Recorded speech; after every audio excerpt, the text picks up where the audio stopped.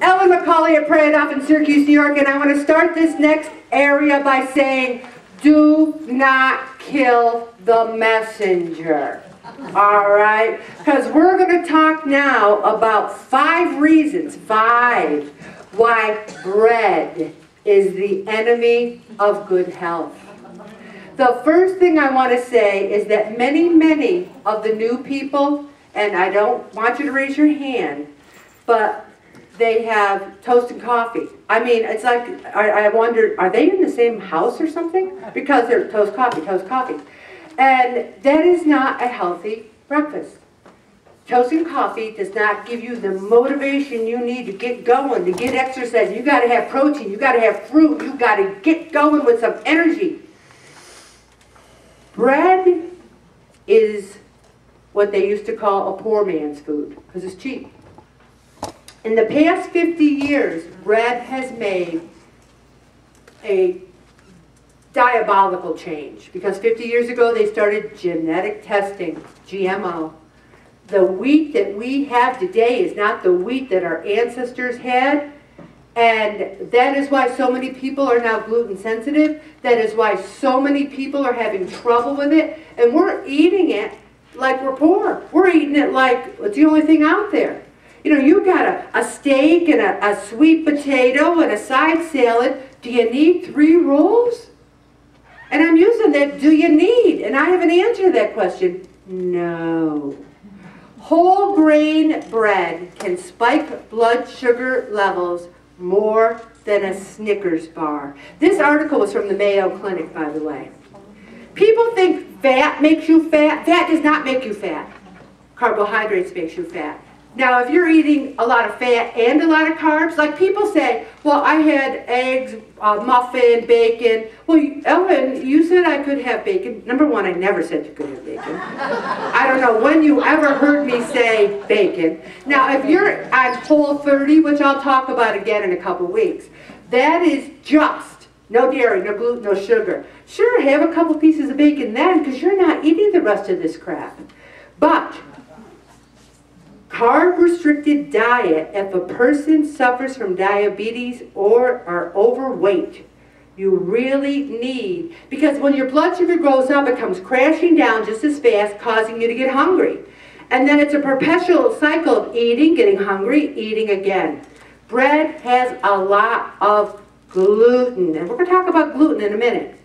There's evidence to suggest that a significant percentage of the population is sensitive to gluten. Here's what gluten can do for you. Bloating, stool inconsistency, damage to the wall of the intestinal tract and tiredness, a little schizophrenia as well. Now maybe I don't want to go there. But anyway, it can be as addictive as opiates. What do you think about that? I think it's true, because when I say to some people, why don't you give up bread? They go, what? Bread? Are you crazy? If you want to know if gluten is affecting you, simply remove it from your diet for 30 days and then reintroduce it. I have a friend, her knees were bothering her, lower back pain. I said, I bet you it's all that bread you're eating. She wasn't even overweight. And she goes, well, what do you suggest I do? I go, give up bread, all gluten, for 1 month. Tell me how you feel. 1 month later, she calls me up. Oh my gosh, I can move, I'm sleeping better. I think I'm gluten sensitive. She goes, I don't think I'm ever going to eat gluten again. And I said, I can dig it. Most bread contains sugar or high fructose corn syrup. Read your labels. It also reduces, it's not as nutritious as other sorts of foods such as vegetables, fruit, fish, eggs, or meat. Did anyone think it was? Did anyone really think bread was as nutritious as vegetables, fruit, fish, eggs, or meat? Also, it reduces the absorption of other good nutrients. It was traditionally a poor man's food, and it's not as nutritious, and it can even raise your bad cholesterol. The main problem with bread is the fact that wheat has undergone such a change in the last 50 years, and our bodies have not adapted to it. And you might say, Ellen, all I ever hear is the word gluten. I don't even know what gluten is. I'll tell you what gluten is.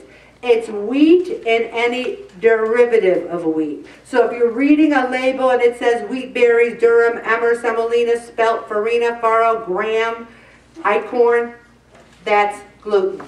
If it says rye, barley, malt in any form, brewer's yeast, that's gluten. And you might say, but what foods are gluten in?